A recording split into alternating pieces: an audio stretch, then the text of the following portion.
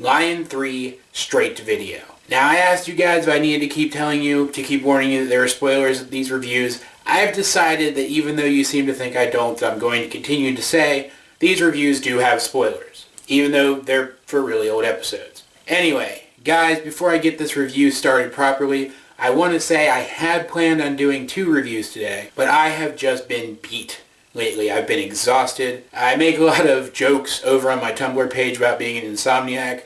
Spoiler alert, they aren't actually jokes. I am an insomniac, and I have not been sleeping well, so if I look a little off, which I may or may not look a little off, I'm a terrible judge of whether or not I look presentable. If I do look a little off, that's why. I am just exhausted. But I wanted to get at least one review up for you guys this week, and I chose a big one. Lion 3 Straight to Video is one of the most important episodes of the series, even including some of the really big episodes we've gotten recently. This episode starts off actually much like the way that the first episode started off, which I really liked, and I'll talk about that in a little bit, with Steven in the Big Donut talking to Sadie. But this time, rather than lamenting over the demise of Cookie Cats, he's trying to decide what he wants to get, because he always gets a donut. And contrary to a later episode, which states that the Big Donut only sells donuts, we know for a fact that they don't, so Steven is checking out what else is on the menu, trying to decide if he wants to try something new, which I will also talk about in a minute. It pertains to that other thing. Eventually, Steven notices that there are a bunch of bags in the lower section of the refrigerator out on the floor that have Sadie's name on them, and at first he thinks that it's a snack that's actually named after her, but she tells him that her mom packs lunches for her, and that she's annoyed by it because she can feed herself. She's trying to be all grown up and pretend like she doesn't need her mom anymore, a typical teenager thing. Granted, we do meet her mom later on, and it kind of explains why she would behave that way, but that at this point in time is beside the point. Steven decides he wants to try one, so she gives him one of the newer ones, because there are apparently several in there that are several months old, which is a health code violation. And he takes it back to the house, and it's a sandwich and a cookie, and it's really cute. It's got a little star-shaped cookie. He holds it up to the star logo on his chest, and it gets him thinking, what would his mom make for him as a lunch if she were still around? And Lion is with him this entire time, being a cat. It's actually really freaking adorable. And just like Lion often does, he manages to interpret the bare bones of what Steven is trying to say. So when Steven wishes that he knew a little bit more about Rose, Lion suddenly seems really interested in what Steven is saying, which just adds to the speculation that Lion was left behind by Rose to be sort of a living time capsule to help Steven to come to understand things about her that no one else could teach him. Anyway, Steven gets ready for bed, and there's another really cute scene of Lion catting around where he tries to take Steven's bed. It's just adorable. But Steven pushes him out and sets him up in his own bed, which for some reason is inside the house, which we've never seen before or since, but I'm not that worried about it. But anyway, Steven goes to bed, and all of a sudden he starts to dream about this pink, glowy place with this huge expanse of pink, grassy fields. And he's all interested in the place until he realizes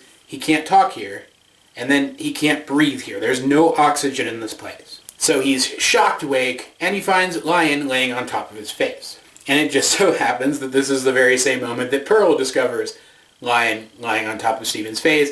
As it turns out, Pearl watches Steven when he sleeps. That's not creepy at all. Though I do want to take a moment to marvel at this Pearl face right here when Steven shoos her away. She is getting a kick out of this. She may seem like the stern parent sometimes, but she loves spending time with this kid. Either that or the writers just put that in there as a freeze frame bonus to make us laugh. Anyway, once Steven shoos both Lion and Pearl away, he goes back to sleep, and he has a dream about a weird pinkish version of Dogcopter, the robot from the Dogcopter movies that were introduced in-universe in the second Lion episode, where Dogcopter gives him some really nonsensical advice that starts out as artistic expression and freedom, but boils down to believe in yourself, and the connection's kind of vague, and it's weird. You have to watch it to understand it.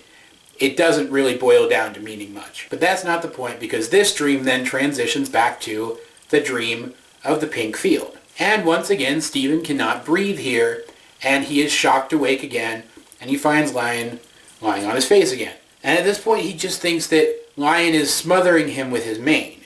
But as he is then standing there with Lion, Lion actively starts trying to push Steven's face into his mane. So Steven tries to kick Lion out, but his heart gets the best of him, so he goes to let him back in. And once again, Lion tries to push Steven into his mane, but this time, Steven's face literally phases into Lion's mane, and he realizes that field isn't a dream. He was inside Lion's mane. There's an entire pocket dimension inside Lion's mane that is much bigger than the exterior. And of course, Steven being Steven, doesn't question any of this like a reasonable person would. And instead, he starts walking around. He finds this hill off in the distance with a tree on top of it, and all of these really interesting things that seem to be connected to Rose. But once again, Steven being Steven doesn't question any of this until he sees some archaic piece of technology that just happens to have his name on it. He takes this strange device back out of Lion's mane and goes to Sadie to ask her if she might know what this strange device is. It turns out it's a video cassette, something from the ancient times before beepers, when analog devices roamed the earth. And it just so happens that they have a VCR capable of playing this ancient device in the back room of the Big Donut. So they put it in and sit back to watch, and it starts out as Rose. You can tell it's Rose. It's obvious that it's Rose, and you hear her voice for the first time in the entire series, I might add, taking video of Greg so that at some point later it can be shown to Steven, and he can see what Greg was like before he was born. And at this point in the series, remember, we've only seen Rose in still images. We've never even heard her voice before, that we know of. And so at this point, at least when I was watching this episode the first time, I thought, well, they're not going to show her yet. This is just going to be a tease. But no, the video camera turns around as soon as Greg is out of earshot of Rose, and she starts talking to Steven, and she confesses to him that she knows they both can't exist at the same time.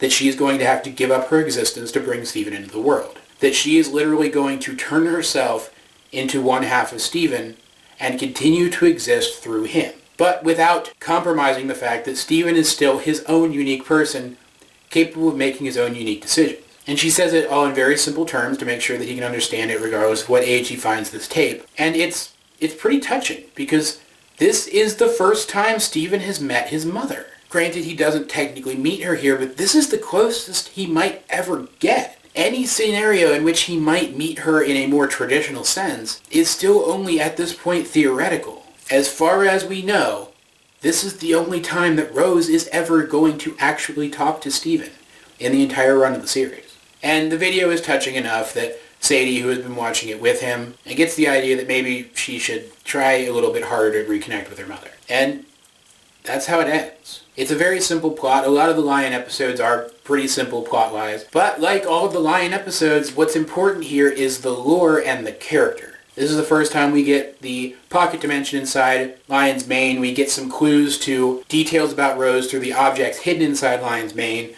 We get to meet Rose. We get to hear Rose talk. We get to see a little bit of how she and Greg were together as a couple. All of these things are building blocks, foundation blocks, upon which the later characterization of Rose can be built. It's also a very important turning point for Steven, as he now has a bit better of an understanding of his mother. She talks about how wonderful human beings are and asks him to protect them. She doesn't know him yet, and she already loves him, which makes Steven feel loved, understandably so. And this came at just the right time, because this is just at the point in time when Steven was starting to wonder about his mother in the first place. But more importantly, and this is what I was getting at earlier, this is sort of what I consider the launch of Steven Universe 2.0. The previous episodes were always good, they were always solid, and there were some really standout episodes in there. But it's from this point forward that the show stops being about half and half really important lore episodes and solid filler episodes in quotations, and starts being a much more focused, much more plot-driven series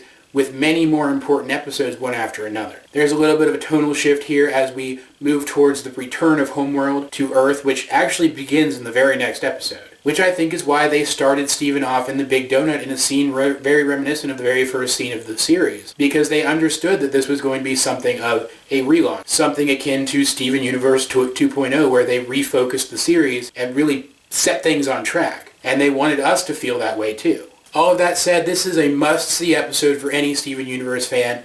The things introduced in this episode, while you can glean them from later details, later reveals, are just very, very meaningful in this context and should not be overlooked. But guys, If you have seen this episode, what do you think of it? Let's get a discussion going in the comment section down below. And before I sign off, I do want to point out, since I'm only getting to one review this week, I'm going to do my very, very best to get one Steven Universe review up for you each weekday next week, which will take us all the way up to On the Run. And I do have a Yu-Gi-Oh! Review coming up probably Sunday, maybe Monday, depending on how long it takes me to edit it. All of that said, this has been AJ22, and I will talk to you guys later.